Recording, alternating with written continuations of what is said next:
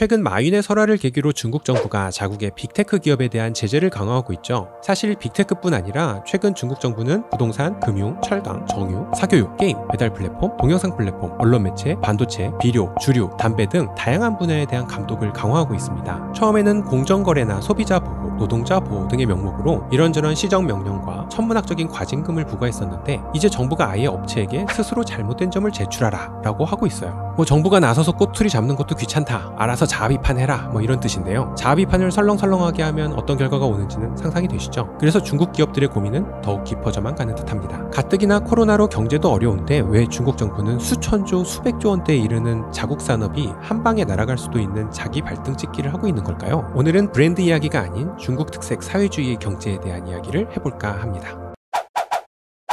마오쩌둥이 이끌던 중국 공산당은 중국을 해방하고 1948년 8월에 중화민주주의 인민공화국 수립을 선포합니다. 여기서 해방은 일본 제국주의로부터의 해방이 아니라 봉건시대로부터의 사회주의 해방을 의미합니다. 즉 중국 공산당은 지주로부터 수탈당하던 농민들을 해방하고 토지에 대한 국유화와 재화의 공동생산, 공동분배의 공산주의 계획경제로 다 같이 잘 먹고 잘 사는 이상국가를 건설하고자 했습니다. 그리고 나서는 우리가 상상할 수 있는 폭망한 공산주의 국가가 되고 말았죠. 하지만 모두들 잘 아시다시피 사회주의 경제의 비효율, 낙후된 산업과 폐쇄적 국가 운영, 과도한 체제경제, 자연재해와 주변 국가와의 갈등, 마오쩌둥의 1인 독재와 공산당 부패, 그리고 내부 권력투쟁 등 다양한 요인이 이상국가가 아닌 아주 나라꼴이 말이 아닌 이상한 국가가 되어버렸죠. 이때 여러분들도 잘 아시는 불세출의 영웅 덩샤오핑이 등장합니다. 그리고 1978년에 중국의 개혁개방 정책을 선포하고 시장을 인정할 테니 능력 있는 사람들은 먼저 돈을 벌어라 라는 선부론을 주장했어요. 여기서 중국 특색 사회주의, 시장 경제가 등장합니다. 잠깐, 사회주의면 계획 경제지 어떻게 시장 경제가 가능하냐? 너네 사실상 공산주의 포기한 거 아니야? 괜히 애매하니까 이상한 말 만들어서 말장난하는 거 아니야? 너네 공산주의 망한 거 인정하고 깨끗이 지지 선언해라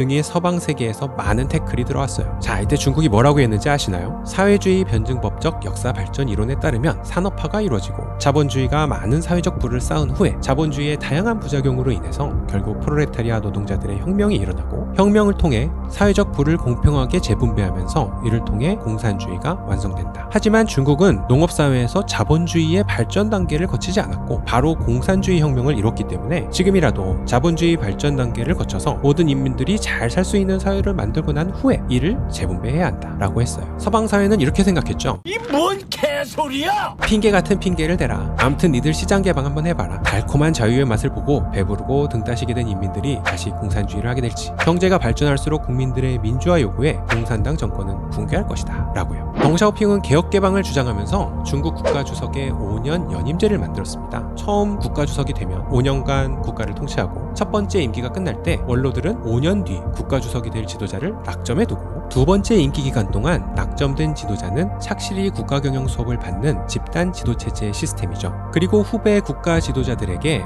앞으로 100년간 도광양회할 것을 당부합니다. 즉 앞으로 100년 동안 중국이 실력을 확실히 쌓을 때까지 함부로 나대지 말라는 뜻이었어요. 이러한 중국의 정치와 경제 시스템은 아주 안정적으로 잘 작동했습니다. 중앙집권적 사회주의 정치 시스템은 안전하고 효율적인 투자 환경을 보장했습니다. 또 시장경제 시스템은 활력있고 빠르게 성장하는 시장을 만들어줬죠. 세계 각국은 너도 나도 중국에 투자해 공장을 짓고 저렴한 노동력으로 값싼 제품을 만들어 공급하면서 세계 경제는 80년대, 90년대에 아주 개꿀 빠는 시기를 보내게 됩니다. 그러면서 스스로 착각하게 되었죠. 중국은 말로만 사회주의지 실은 자본주의 국가보다 더 자본주의적인 나라다. 하지만 시진핑 주석이 취임하면서 분위기가 사뭇 달라졌습니다. 중국은 세계의 공장이자 세계의 시장으로 성장해 있었습니다. 막강한 경제력과 군사력을 바탕으로 중국은 영향력을 세계 각국으로 확장해 갔습니다. 그리고 중국은 2020년 모든 사람들이 물질적으로 안락한 삶을 누릴 수 있는 샤오캉 사회를 선언했습니다. 즉 개혁개방을 선언하면서 중국이 이야기했던 자본주의의 성장 과정을 이제는 마무리해야 할 시기가 다가온 것이죠. 그 다음은 다시 중국의 전면적인 사회주의화와 이렇게 달성한 중국 사회주의 체제와 강력한 패권국인 미국과의 체제 경쟁 순서가 되겠죠. 중국의 1대1로 정책은 미국에게 있어서는 유라시아 대륙과 아프리카는 중국이 관리할 테니 미국은 아메리카 대륙에나 신경 쓰라는 선전포고나 마찬가지였습니다. 게다가 시진핑 주석이 선언한 중국 제조 2025는 미국을 비롯한 세계 각국이 중국에 대한 수입 의존도를 절대적으로 키워 손발을 묶어두겠다는 전략으로 받아들여졌죠. 이것이 4년 전에 공화당의 트럼프 대통령이 아니라 그 누가 미국 대통령이 되었더라도 미중 패권 전쟁이 시작될 수밖에 없었던 배경입니다. 다들 아시다시피 미국 스스로도 엄청난 손해를 감수하면서 중국과의 관세 전쟁을 벌였습니다. 더 이상 중국으로부터 싼 값의 재화를 공급받아 얻는 이익보다 중국이 미국에 주는 위협이 확실히 더 커졌다고 판단한 것이죠. 민주당의 조 바이든 대통령이 당선되면서부터 중국에 대한 제재를 본격화하는 이유도 더 이상 중국에게 시간을 줄 수 없다는 절박감 때문입니다. 미국은 그렇게 중국과 싸우고 있지만 아직도 대미 흑자 1위국은 중국이고